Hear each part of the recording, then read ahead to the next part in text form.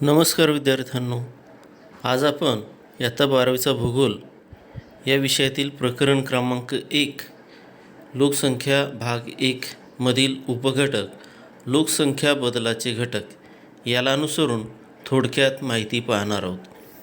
विद्यार्थ्यांनो, लोकसंख्या बदलाचे घटक म्हणजेच कॉम्पोनंट्स ऑफ पॉप्युलेशन चेंज. विद्यार्थ्यांनो, एका प्रदेशातील लोक हे दुसऱ्या प्रदेशातील लोकांपेक्षा वेगळे असतात आणि हे वेगळेपण आपण कशाच्या आधारे सांगू शकतो तर व्यक्तीचे वय, व्यक्तीचे लिंग व वास्तव्याचे ठिकाण याच्या आधारे आपण लोकसंख्येचे वेगळेपण सांगू शकतो, अभ्यासू शकतो. याशिवाय लोकसंख्येतील लोकांचे रोजगाराचा प्रकार, शिक्षण व आयुर्मान याच्या आधारेही आपल्याला लोकांची वर्गवारी जी आहे ही वर्गवारी आपल्याला करता येते. प्रत्येक प्रदेशानुसार, देशानुसार या ठिकाणी या घटकांमध्ये आपल्याला बदल जो आहे हा बदल आपल्याला झालेला दिसून येतो. तसंच काळानुसार देखील या घटकांमध्ये बदल जो आहे हा बदल आपल्याला झालेला दिसतो. विद्यार्थ्यांनो, यानंतर तुम्हाला एक आकृती जी आहे ही आकृती या चार्टमध्ये स्क्रीनवर दिसत आहे. ह्या आकृतीत एका तराजूच्या पारड्यात जन्मदर आणि दुसऱ्या पारड्यात मृत्यूदर जो आहे हा दाखवलेला आहे आणि याला अनुसरून खाली प्रश्न जे आहेत हे प्रश्न विचारलेले आहेत. विद्यार्थ्यांनो, जन्मदर आणि मृत्यूदर जे असतात हे कमी किंवा जास्त असतात आणि त्याचा परिणाम लोकसंख्या वाढीवर किंवा लोकसंख्या घट होण्यावर होत असतो. याला अनुसरून आपण या ठिकाणी उत्तरं जी आहेत ही उत्तरं द्यायची आहेत. पहिला प्रश्न आहे तो म्हणजे आकृती काय दर्शविते, तर आकृती जन्मदर आणि मृत्यूदर यातील जी तफावत आहे ही दर्शविते हे आपल्याला सांगता येईल. दुसरा प्रश्न आहे, जन्मदरापेक्षा मृत्यूदर जास्त असल्यास लोकसंख्येवर काय परिणाम होईल, तर आपल्याला याचं उत्तर सांगता येईल की लोकसंख्या घट झालेली दिसेल. त्यानंतर तिसरा प्रश्न आहे, मृत्यूदरापेक्षा जन्मदर जास्त असल्यास लोकसंख्येवर काय परिणाम होईल.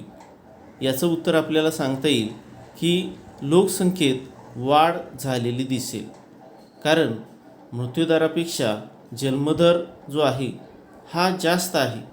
त्यामुळे साहजिकच आपल्याला या ठिकाणी लोकसंख्या वाढलेली दिसून येईल. चौथा प्रश्न आहे, दोन्ही दर समान असल्यास काय होईल, असे शक्य आहे का. विद्यार्थ्यांनो, आपल्याला या ठिकाणी याचं उत्तर सांगता येईल की जन्मदर आणि मृत्यूदर दोन्ही समान असल्यास लोकसंख्या स्थिर असलेली दिसेल आणि हे शक्य आहे. विद्यार्थ्यांनो, अशा पद्धतीनं या ठिकाणी तुम्हाला ही जी आकृती आहे ह्या आकृतीला अनुसरून याची जी उत्तरं आहेत ही उत्तरं थोडक्यात आपल्याला देता येतील. त्यानंतर पुढचा जो भाग आलेला आहे लोकसंख्येतील बदल, याला अनुसरून आपण थोडक्यात माहिती पाहूया. लोकसंख्येतील बदल हा प्रदेशातील रहिवाशांच्या संख्येत विशिष्ट कालावधीत झालेला बदल असतो. हा बदल सकारात्मक म्हणजेच वाढीच्या स्वरूपात किंवा नकारात्मक म्हणजेच लोकसंख्याची घट या स्वरूपात आपल्याला दिसून येतो. लोकसंख्येतील बदल हा संख्यात्मक म्हणजेच न्यूमेरिटिक किंवा टक्केवारीच्या स्वरूपात म्हणजे पर्सेंटेजच्या स्वरूपात आपल्याला व्यक्त करता येतो किंवा सांगता येतो. विद्यार्थ्यांनो, लोकसंख्येतील बदल हा आर्थिक विकासाचा एक निर्देशक असतो, म्हणजेच इंडिकेटर ऑफ इकॉनॉमिक डेव्हलपमेंट. सामाजिक उत्थान म्हणून लोकसंख्येच्या बदलाकडे आपल्याला पाहता येते. सामाजिक उत्थान म्हणजेच सोशल अपलिफ्टमेंट हे या ठिकाणी आपल्याला लोकसंख्येच्या बदलाच्या दृष्टिकोनातून महत्त्वाचे असलेले दिसते किंवा सांगता येईल. याचे उदाहरण जर पाहायचं झालं तर लोकसंख्या जर कमी असेल तर आपल्याला गरिबी कमी करता येणे शक्य असते.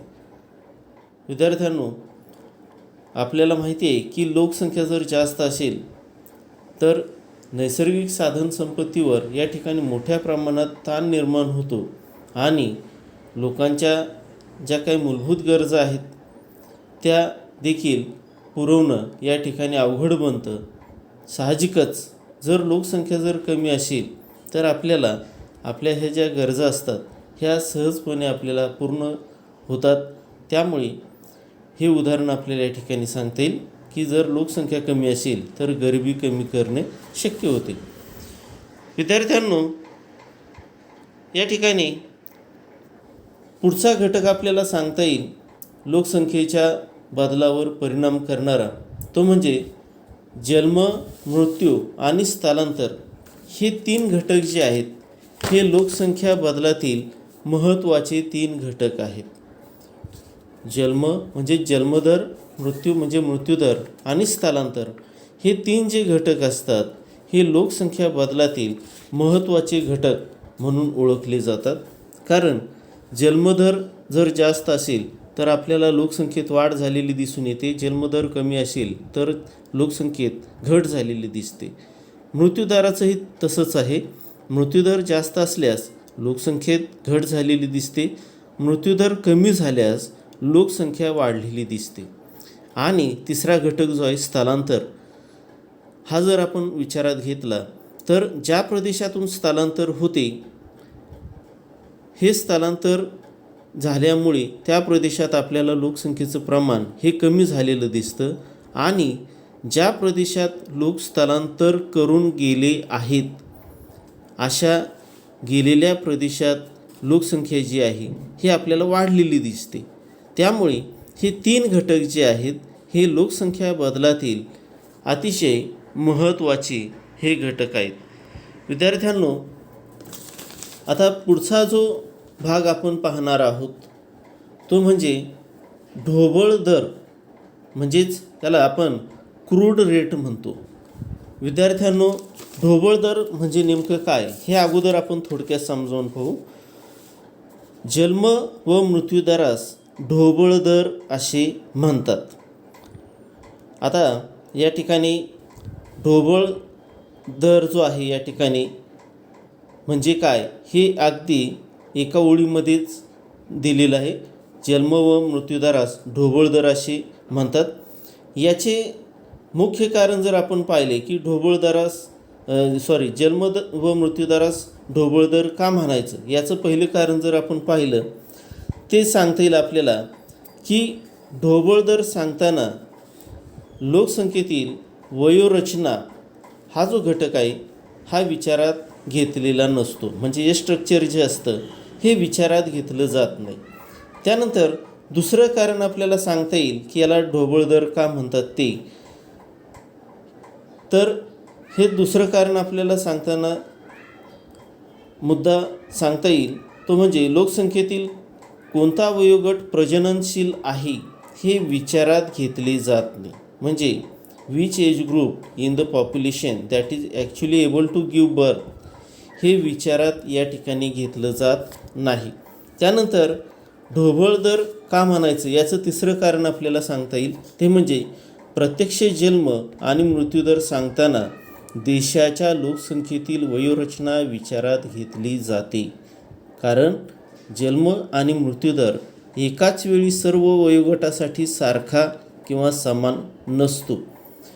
पहा, या ठिकाणी एकाच वेळी आपल्याला सर्व वयोगटासाठी जन्म आणि मृत्यूदर जो आहे हा आपल्याला सारखा असलेला दिसत नाही. त्यामुळे या ठिकाणी याचं तिसरं कारण आपल्याला अशा पद्धतीनं व्यक्त करता येईल. त्यानंतर पुढचा जो भाग आलेला आहे पहा, ढोबळ जन्मदर म्हणजे काय, याला अनुसरून आपण आता थोडक्यात माहिती पाहूया. विद्यार्थ्यांनो, आपण फक्त आता ढोबळ दर पाहिला, क्रूड रेट. आता ढोबळ जन्मदर म्हणजेच क्रूड बर्थ रेट म्हणजे काय हे थोडक्यात समजावून घेऊ. याची व्याख्या पहा. एका वर्षात दर 1000 लोकसंख्येमागे जन्माला येणारी जिवंत अर्भकांचे प्रमाण म्हणजे ढोबळ जन्मदर होय. या पद्धतीनं आपल्याला सांगता येईल. ढोबळ जन्मदर काढण्याचं सूत्र जे आहे हे पुढील प्रमाणे: एका वर्षात जन्मलेल्या जिवंत अर्भकांची संख्या भागिले त्या वर्षाची एकूण लोकसंख्या गुणिले 1000. या सूत्रामध्ये आपण जर किमती टाकल्या तर आपल्याला ढोबळ जन्मदर हा मिळत असतो. याचं उदाहरण दिलेलं आहे पहा. एका शहरात 2019 साली 3250 अर्भकी जन्माला आली. त्यावेळेस त्या शहराची लोकसंख्या 2,23,000 होती. त्यामुळे ढोबळ जन्मदर जो आपल्याला मिळतो तो पुढील प्रमाणे: ढोबळ जन्मदर बरोबर आपण सूत्रात जर किमती टाकल्या, या ठिकाणी एका वर्षात जन्मलेल्या जिवंत अर्भकांची संख्या 3250 भागिले त्या वर्षाची एकूण लोकसंख्या 2,23,000 गुणिले 1000, तर आपल्याला ढोबळ जन्मदर मिळालेला आहे 14.57. म्हणजे त्यावेळी शहरामध्ये प्रत्येक 1000 लोकसंख्येमागे 14.57 जिवंत अर्भके जे आहेत हे आपल्याला असलेली दिसतात किंवा मिळतात. त्यानंतर या ठिकाणी पुढचा जो मुद्दा आहे तो म्हणजे ढोबळ मृत्यूदर. याला अनुसरून आता आपण या ठिकाणी माहिती पाहूया. ढोबळ मृत्यूदर म्हणजे विशिष्ट प्रदेशात एका वर्षात दर 1000 लोकसंख्येमागे मृत व्यक्तींचे प्रमाण म्हणजे ढोबळ मृत्यूदर होय. ढोबळ मृत्यूदर काढण्यासाठी पुढील सूत्राचा वापर केला जातो.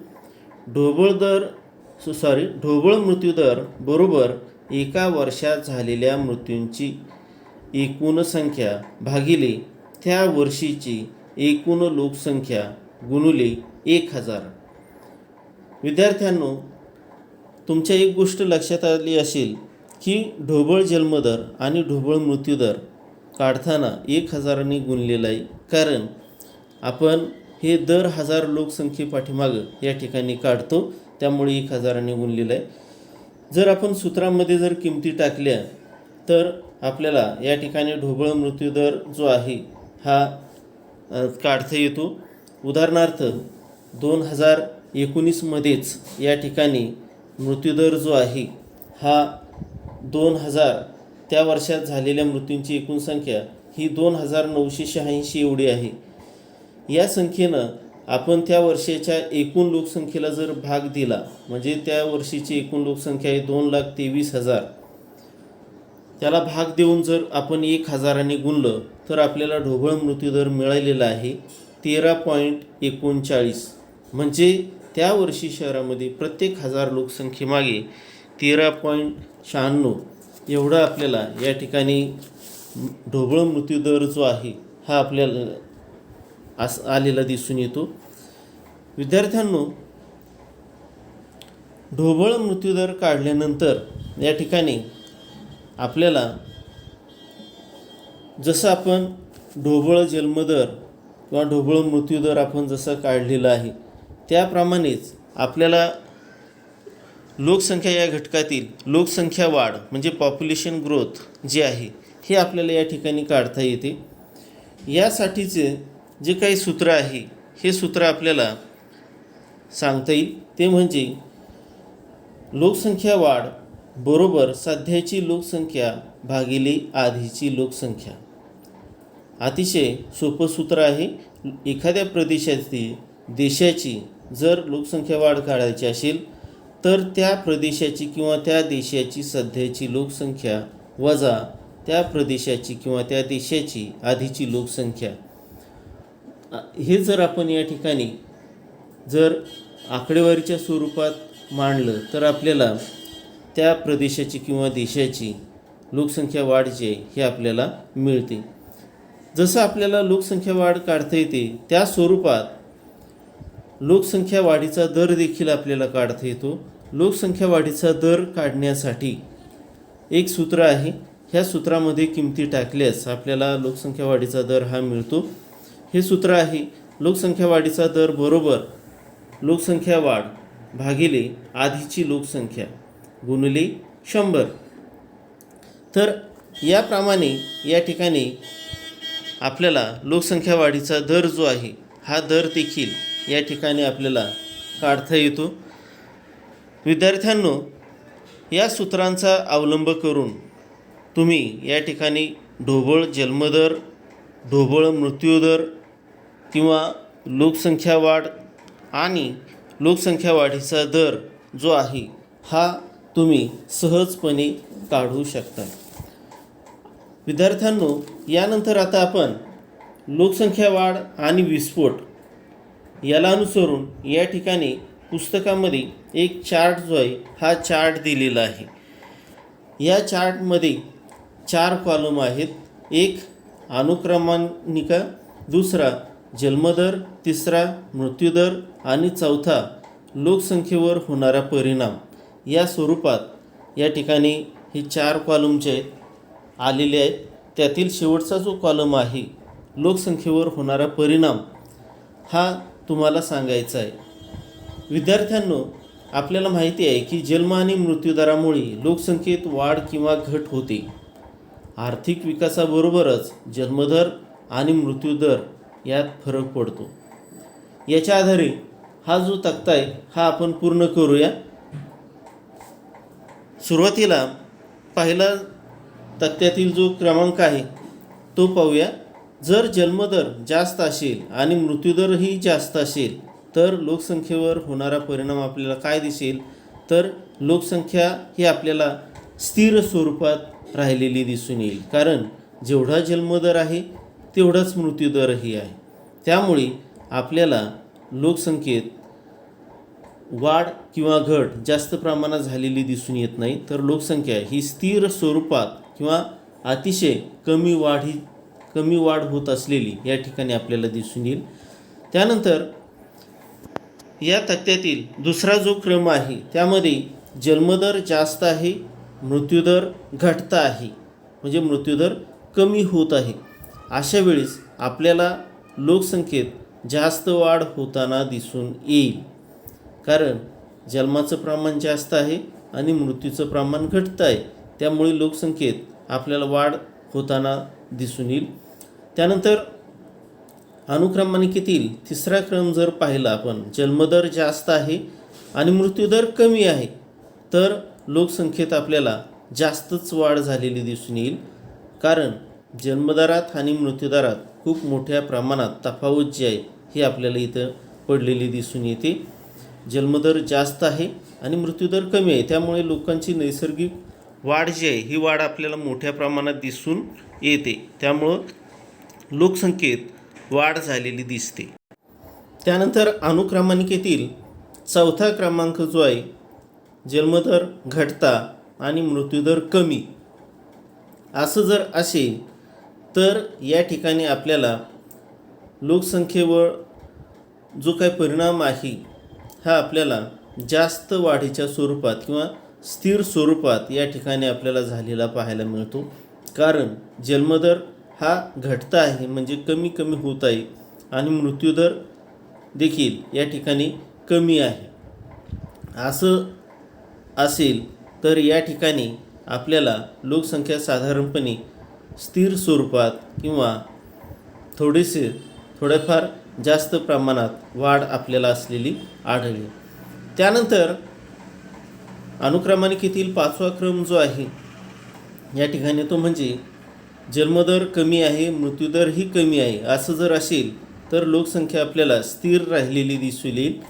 कारण जेवढा जन्मदर कमी आहे तेवढाच मृत्यूदरही कमी आहे. साहजिकच या ठिकाणी आपल्याला लोकसंख्या ही स्थिर स्वरूपात आपल्याला असलेली दिसून येते. त्यामध्ये फारसा फरक पडत नाही.